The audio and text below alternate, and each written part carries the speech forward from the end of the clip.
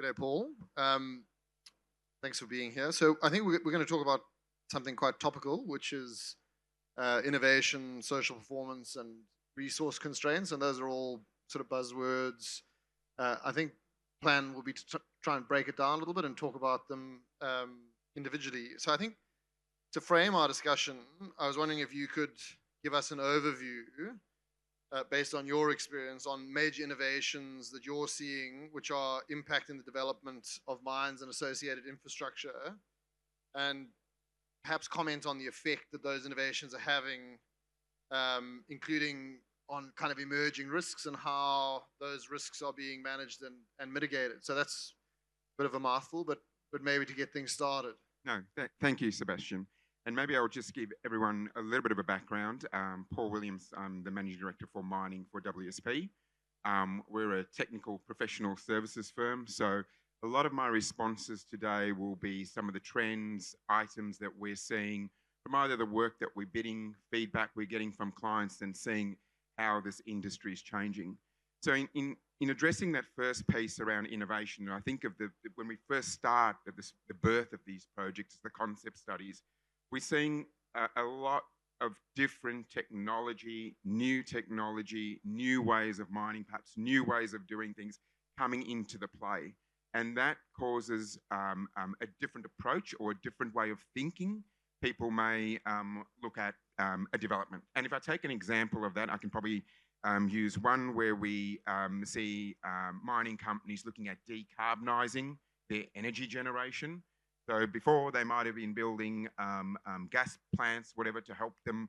They had diesel-operated trucks and trains, whatever that may be. And now we're looking at electrification. Now we're looking at renewable power. What does that mean for development? What does that mean for innovation and change? And if we look at the assets too, assets have gotten smarter over time. They are collecting data, they are reporting data back, they are self-monitoring themselves. They are virtually performing some asset management items electronically and feeding that back to mainframes or to the operators, mine operators. What does that mean for what they develop? What does that mean for what they put in? Do they wait till something is at the right curve? So I suppose the way we've been helping clients, whether it be through those concept studies, feasibility studies, or pre-feas studies, is the benefit of those various systems, but also trying to help with the timing and implementation. We do have to get on with stuff and get things done. So there's quite a few curveballs in that from an innovation perspective. So Paul, I just want to touch on something. So you're sort of talking about lessening or a different type of labor intensity, and so I think that's a result of automation, and there's various drivers for that. I mean, mining and mine development has always been complex, but it's a different type of complexity now, isn't it? Like I think it's a different skill set. Miners are doing things that they weren't doing. You know, mining conditions are becoming challenging. The low-hanging fruit's kind of being taken. Correct. And so maybe tell us a little bit about what you're seeing around partnerships and how are miners who are not experienced in these methods of mining adapting to that emerging challenge. So one of the ways to manage risks of uncertainty, manage perhaps not knowing where you're going, is to form partnerships or to form some sort of arrangement where you work with a company to define where they may be heading. So what we're also seeing trends is perhaps the older models or the hard contracting models, I would say, is probably less of a thing at the moment if we're looking at more complex brownfield sites where you need to work in partnership because you don't always know what you're going to get on the other end. So fixed type contracts work really well when you know what the solution is going to be, when you're trying to just manage that to time or budget. But with some of these, we do not quite know or don't have the confidence of where we may be heading. So to mitigate that risk, we're seeing partnerships form a bigger approach with that from that perspective. That also, because you mentioned resources, Sebastian, it also allows you to get the best resources around a problem. I know we'll talk about it in a minute as well. Resources are scarce. Yep. It allows you to get the best resources around a project. I think let's come back to resourcing because I wanted to sort of deal with that maybe as a thematic on its own. But partnerships is probably a pretty good segue into the next item that I think we want to talk, which was around sort of social performance and license. Mm-hmm. So it's obviously hugely important. It's always been important, but it feels like, with incidents over the last couple of years, it's become, there's a higher level of scrutiny around Correct. that than there's ever been before. Maybe again, just in terms of your experience, having watched it evolve, like how has social license evolved over the last 5 to 10 years, and how and sort of around community expectations, how are miners and developers of infrastructure in that space approaching social license and performance? And maybe, Paul, a little bit of a view on the difference between, I think, social license as a concept and social performance, which is something a little bit broader than that. I'll start at that latter point, because when you talk about social license evolving, it's probably because we are moving towards this thing now called social performance. So social license, and we're talking roughly here the same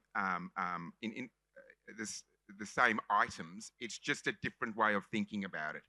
People usually think about social license. I've got the bare minimum, so I've got license to operate.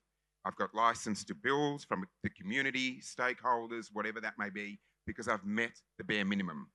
What has happened over time is that bare minimum has been moving up, and hence why you see the word change now to social performance.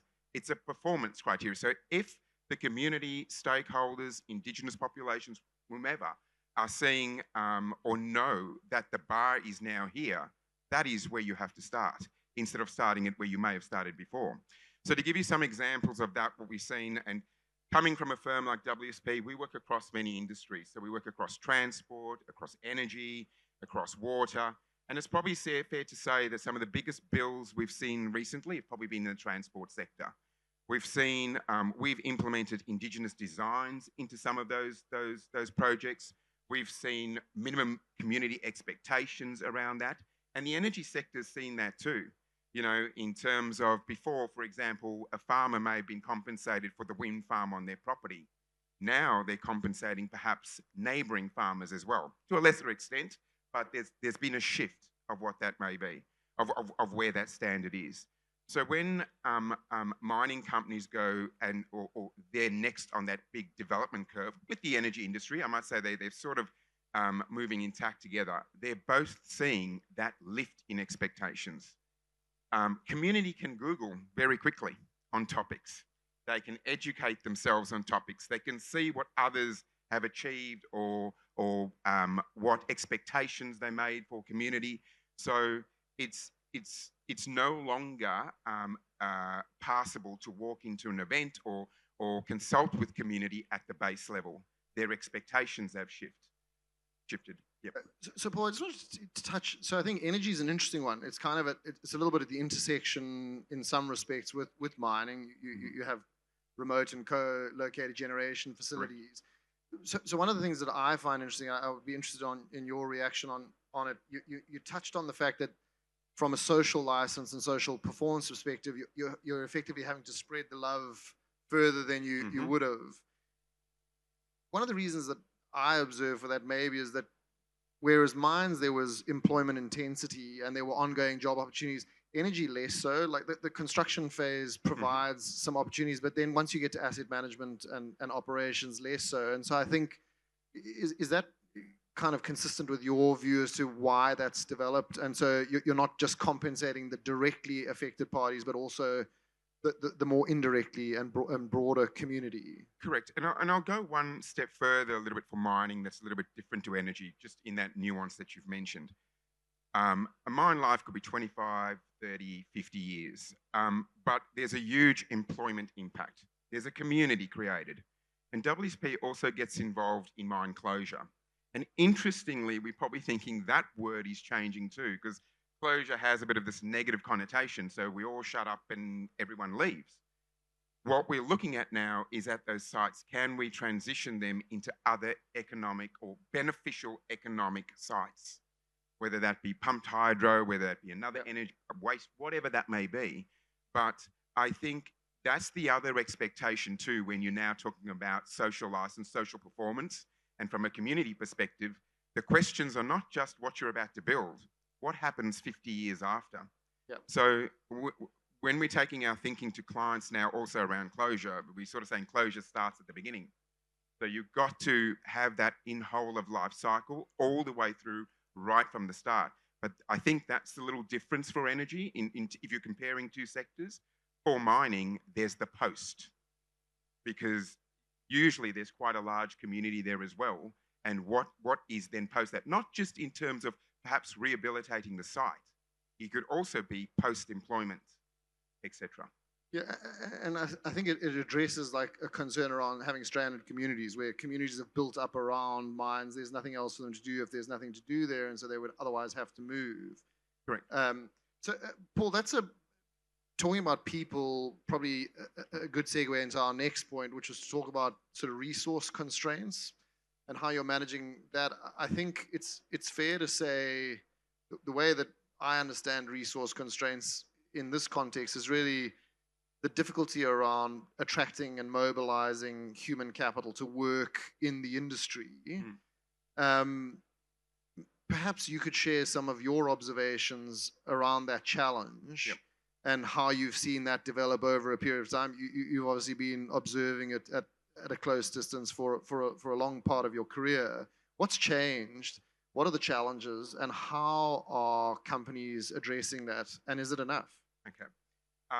I'll start with just, I suppose, when folks look at resourcing, there's a couple of different ways you can look at that. And what I'd probably say about the mining industry, it's a large industry. There are lots of resources around this industry. It's probably not as constrained as some other industries I've seen. It's a fairly large industry. But at the senior levels, we are talking about resource constraint or finding skilled resources. And that's the important bit that now pops in.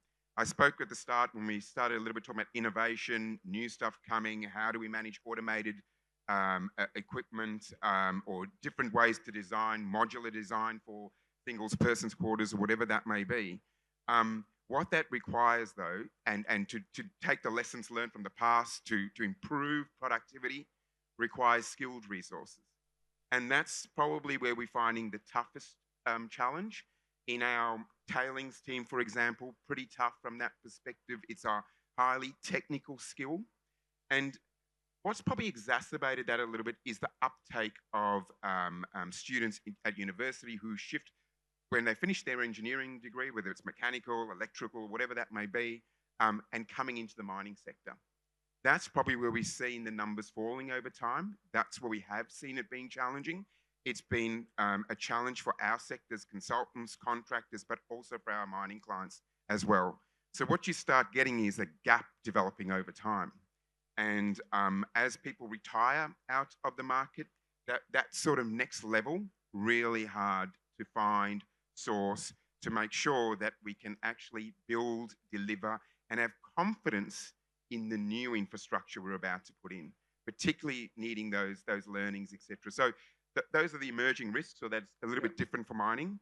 The way we can manage that, a lot of us have been working a lot to look at how we brand mining, how we talk about it outside of these four walls, you know, so that people don't always look at it as just a hole in the ground.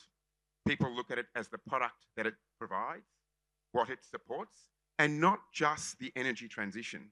It's a bit beyond that, because I think if you link to just one or two, the idea is also with community again, not to necessarily corner them or feel like they have to do something for the betterment of something else. It's rather better for mining to speak about the value it adds and what it adds in terms of the industrial complex, the folks that, you know, the innovation that's happening in that sector. Just amazing. So I think that's one way to address it. The other way that we at WSP are looking to address it too is with our resource centers in India and Manila as well, to helping with the engineering effort behind what we need doing. We can't do all of this on our own. Some of the projects are very large. So Paul, touching on a couple of the things that you mentioned, I think it sounds like there's a sort of production or a supply problem in terms of the numbers of people entering the industry dropping off. That probably dovetails into something else, which is attracting people who historically haven't been interested or felt welcome with the industry. And I'm thinking kind of around female representation, and that's a challenge. But the challenge is also slightly more acute in the sense that you're trying to attract in skills, going back to what you were talking about, innovation, that have never actually been present in mining. So you're looking for people who can operate drones.